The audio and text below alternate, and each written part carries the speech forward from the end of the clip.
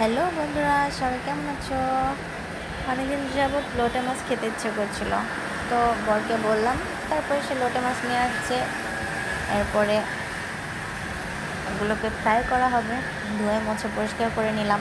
তারপরে হলুদের গুঁড়া, লবণ, সরিষা বাটা, আদা বাটা, মরিচের গুঁড়ো এবং একটু লেবুর রস আর একটু জিরার গুঁড়ো, এগুলো দিয়ে ম্যারিনেট করে কিছু সময়ের জন্য রেখে দিব। আমার হাতে সময় ছিল, আমি এর জন্য প্রায় 2 ঘন্টা রেখেছিলাম। হাতে সময় না থাকলে রাখার দরকার নেই।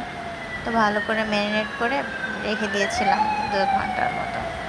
দেন 2 ঘন্টা পরে একটা চালের ব্যাটার তৈরি করে নেব।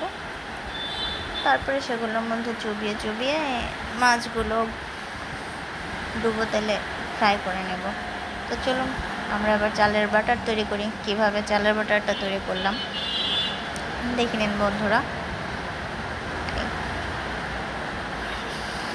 কিছুটা চালের গুঁড়ো, ময়দা, হলুদ মরিচের গুঁড়ো, লবণ, একটু জিরার গুঁড়ো আর হচ্ছে একটু কর্নফ্লাওয়ার, এগুলো নিয়ে মিক্স করে জল দিয়ে তারপরে ভালো করে ফেটিয়ে নিয়েছি।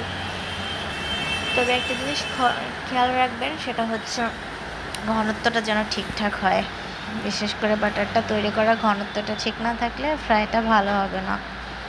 তো আমারটা দেখে নিন কতটুকু হচ্ছে, চামচটা দেখে নিয়েছেন তো। এই যে মাছগুলো চুবিয়ে চুবিয়ে তারপরে ডুবো তেলে ভেজে নেব একটা একটা করে। দেন হয়ে যাবে আমার লোটে মাছের ফ্রাই। উফ, আমার অনেক ভাল লাগে এগুলো খেতে। আমার আসলে যে তেলে ভাজা খাবারগুলো অনেক বেশি পছন্দ, কি করব বলেন। এর জন্য মাঝে মাঝে এটা সেটা ট্রাই করে দেখি।